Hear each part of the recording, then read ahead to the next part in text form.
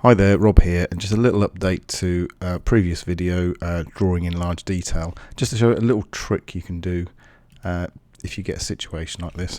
What we've got, just got this arrow overlapping the stitches here. It looks a bit messy, you can't really tell the difference. You know, you can get away with it, but it's more to what I'm showing you now is just to show a little extra technique that you might want to use, a couple of other things. So what I'm actually going to do is make a duplicate of this arrow behind it.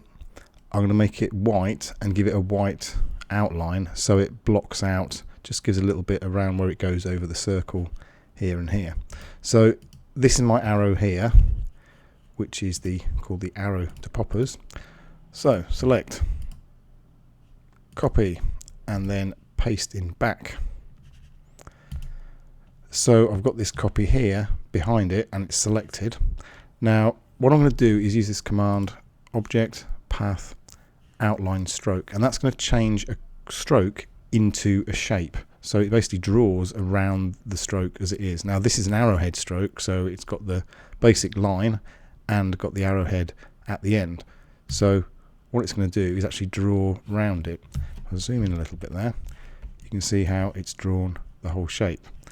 So now I can give this shape a white stroke, and you can see how it actually goes around, goes over the edge here. Make the stroke a little bit thicker, maybe 0.5 millimeter.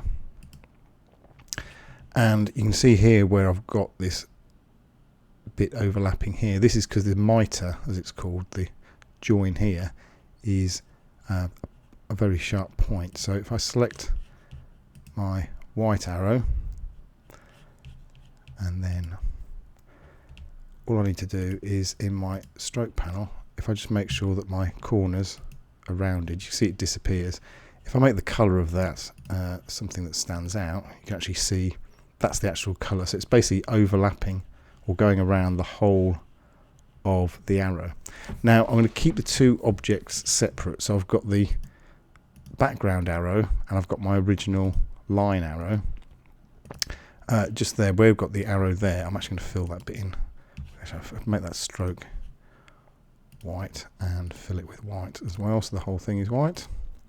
So I've basically got a white outline, and then on top of it I've got a black arrow. So if I just select both those objects there and just group them together, then when I move them around, and then I can actually move that arrow into a better place. If it's overlapping the stitch here, it looks a bit of a mess, so maybe I can move it a little bit.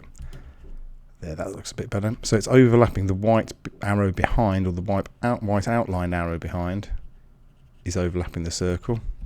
It just looks a little bit neater. If you want to make it look a bit more, I've got my group, so I'll label that arrow group, and then if I want to go and change the arrow to poppers, make it a bit bigger, I can make that stroke a bit thicker.